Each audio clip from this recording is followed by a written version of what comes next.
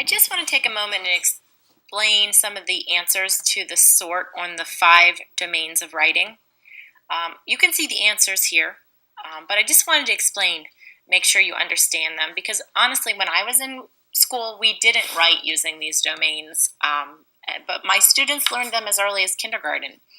So focus, we use the picture of the binoculars because we want students to zoom in and have their story about one main topic that the audience will understand. So if someone says, what's your story about? It's very, very,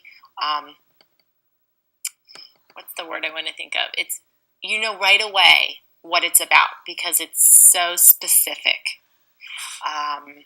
So a lot of times we have students when the area of focus that they lose points is they write a story and it's too big of a moment. They might write about their vacation and it starts, we got on the plane. I ate some turkey and mashed potatoes on the airplane. I got off. Then I went to the bathroom. Then we went to the bus, and the bus took us to Disney World. And when we got to Disney World, I rode on a roller coaster, and I saw 5 princesses. And then I went to bed, and the next day I got up. And so it goes on and on and on for days like that, and it's just a running commentary. What is more powerful would be if we tell them, zoom into one moment in your vacation and tell us all about it. Really describe it. And sometimes we have students that just get off topic, and so focus is important to teach. In the area of content, I have my little minion skeleton because we always tell boys and girls content is where you take a skeleton of a story and you beef it up with lots of details.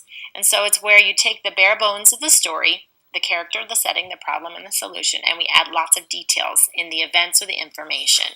And so we're beefing up that skeleton and making it meatier. Organization, I have a roller coaster because when I think of a ride on a roller coaster, I think of the beginning where you're seated. I think of the middle, which is the ride, and I think of the end where you're back and you're getting off the ride. And we want our story to be sequential, just like a roller coaster ride, and have a beginning, middle, and end that goes in order. Unfortunately, little people, when they tell a story, it's usually, or it can be, all mixed up. If you think back to the story earlier on Spain, where the person wrote the informational book about Spain, and it really skipped around. It talked about the fiestas, or the festivals, and then it talked about the bullfighting, and then it went back to the fiestas, and it was just kind of scattered here and there. We want the organization to flow.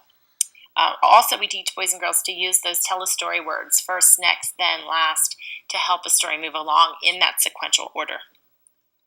Style's the kind of big one. It's not normally assessed in kindergarten and part of first grade, but it's where we're making the story better. Not just in details, but it's where you start to have your own voice. You're adding a lot more adjectives and color, adverbs, better word choice.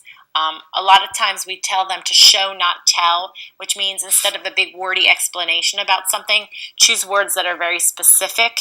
If you look on Pinterest for show, not tell in my writing folder, you will actually see my writing pins that are very specific to areas of style.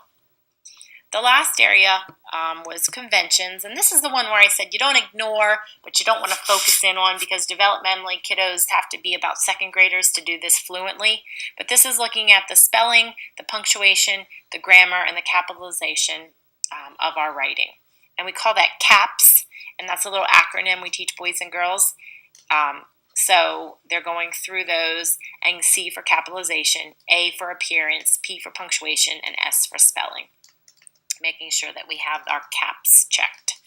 And those are the answers to our 5 writing domains.